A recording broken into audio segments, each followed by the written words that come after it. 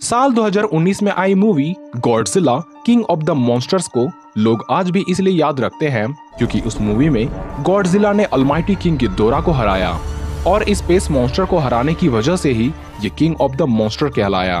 क्योंकि सच में किंग गिदोरा, जिसे मॉन्स्टर जीरो भी कहा जाता है, उसे जीतना कोई बच्चों का खेल नहीं था। यहाँ तक कि अगर गॉडजिला अपने बर्निंग फॉर्म में ना आता तो गॉडजिला सहित पूरे मानव जाति को मिटाने की योजना मॉन्स्टर जीरो ने बना ली थी।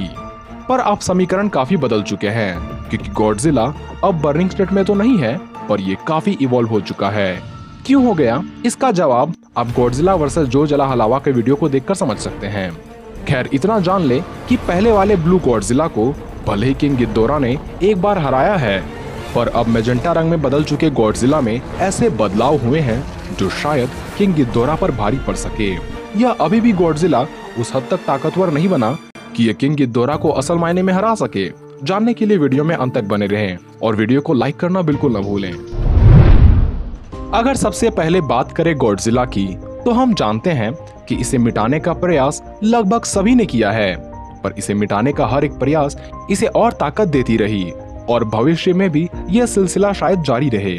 हमें पता है कि जब ये सामान्य सा डायनासोर की स्पीसीज था, तब रुष्ट हो चुकी माँ प्रकृति ने भी इसकी पूरी स्पीसीज पर उल्का रूपी मौत बनकर बरसी। पर गॉडजिला मरने के बजाय उस आपदा में भी ये जान पाया कि समुद्र के भीतर भी ये कई सालों तक जिंदा रह सकता है और अपने ऊर्जा की सारी जरूरतों को जियोथर्मल एनर्जी से पूरा कर सकता है। और इस प्रकार महज सैकड़ों सालों की आयु अवधि वाले सामान्य से डायनासोर ने उम्र के सारे पड़ाव को चकमा देकर कई हजार साल बिता दिए। सब ठीक ही चल रहा था, पर धरती काफी बदल चुकी थी। जमीन में कई जीवों का भले ही खात्मा हो गया था, पर धरती पर एक ऐसे खतरनाक जीव की उत्पत्ति हुई थी जो शायद भविष्य में धरती के लिए सबसे बड़ा खतरा बनने वाला है। 2 पैरों तथा सीधी रीढ़ वाला वो जीव कोई और नहीं बल्कि इंसान है, जिन्होंने अपनी शक्ति परीक्षण करने के कारण परमाणु बम का विस्फोट लागोस द्वीप पर किया, जिस वजह से आसपास जल में मौजूद लगभग सारे जीव मारे गए। उस जल के भीतर गॉडजिलासोरस भी था, पर उस रेडिएशन ने मानो इसे मारने के बजाय इसे ऐसी अनोखी ताकत दे दी, ये डायनासोर से मॉन्स्टर की श्रेणी में अपनी जगह बना पाया। यानी मौत यहाँ भी इसे छूने के बजाय ताकत का वरदान दे गई। फिर किंग गिदोरा ने भी इसे अपनी शक्तियों का सहारा लेते हुए इसे लगभग मार ही दिया था, पर यह मौत को छूकर टक से वापस आ गया और मोथरा की लाइफ एनर्जी तथा एटॉमिक रेडिएशन की ऊर्जा सोख कर ये एक नए अवतार में आ गया, जिसे फायर गॉडजिला का नाम दिया गया। पर गॉडजिला का एवोल्यूशन और इस पर मौत का साया अभी भी नहीं रुका, क्योंकि मेका गॉडजिला नामक मशीन ने भी इसे मिटाने की खूब कोशिश की, जिस पर ये मरने के बजाय अब और भी ताकतवर बन चुका है और अब इसे सभी पिंक गॉडजिला के नाम से जानते हैं। पर गॉडजिला ने सिर्फ रंग ही नहीं बदली, बल्कि इसकी शक्तियां पहले के मुकाबले 20 गुना ज्यादा बढ़ चुकी है।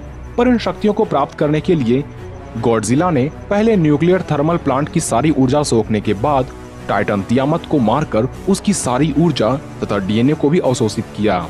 साथ ही ये धरती के ऐसे जगह को हाइबरनेशन के लिए चुना जहां से धरती पर सर्वाधिक मात्रा में ऊर्जा का बहाव हो रहा था, और इतनी सारी ऊर्जा को सोखने की वजह से इसमें एवोल्यूशन हुई और ये पहले के मुकाबले न सिर्फ ताकतवर बना, बल्कि इसकी ऊंचाई तथा डॉर्सल प्लेट्स के आकार में भी काफी परिवर्तन आए, ताकि ये ज्यादा देर तक ऊर्जा को बरकरार रख सके।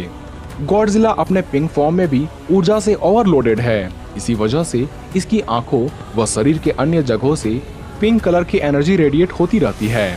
हालांकि इसके बर्निंग स्टेट में मोथरा की लाइफ एनर्जी की वजह से ऊर्जा का भयानक स्तर पर बहाव हो रहा था और उस स्तर पर ऊर्जा अभी गॉडजिला से न निकल रही हो, पर ताकत के मामले में ये अभी बर्निंग स्टेट से भी ज्यादा ताकतवर बन चुका है, क्योंकि ये काफी स्थिर और संतुलित बन चुका है। और एक तरफ जहां ये अपने बर्निंग स्टेट को ज्यादा देर तक होल्ड नहीं कर सकता था, वहीं अब ये काफी देर तक इस फॉर्म में रह सकता है। हालांकि इसके मुंह से निकलने वाली रेडिएशन बर्निंग स्टेट जितनी घातक ना हो, पर ये ब्लू गॉडजिला के मुकाबले कई गुना ज्यादा घातक पिंक एटॉमिक ब्रीथ चार्ज कर सकता है। वहीं बात करें किंग गिदोरा की, तो इसे मॉन्स्टर जीरो के नाम से भी जाना जाता है। वैसे तो इस काइजू के ओरिजिन और इसके उम्र की जानकारी कहीं भी नहीं है, पर हमें इतना ज्ञात है कि ये एक एक्स्ट्रा टेरेस्ट्रियल लाइफ फॉर्म है जो अंतरिक्ष के किसी अननोन प्लेस से धरती पर आया ताकि ये इस ग्रह पर अपनी हुकूमत स्थापित कर सके। जिसके लिए इसे धरती पर पहले से ही मौजूद कुछ टाइटन्स का सामना करना पड़ा होगा।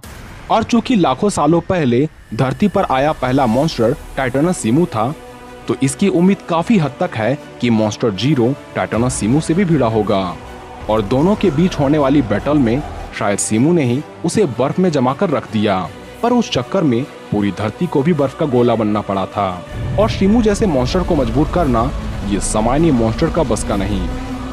इसलिए बात करें किंग गिदोरा के पावर्स एंड एबिलिटीज की। ये 1,40,000 टन भारी मॉन्स्टर है, जो बेशक कई जीवों को तो यूं ही कुचल कर मार सकता है।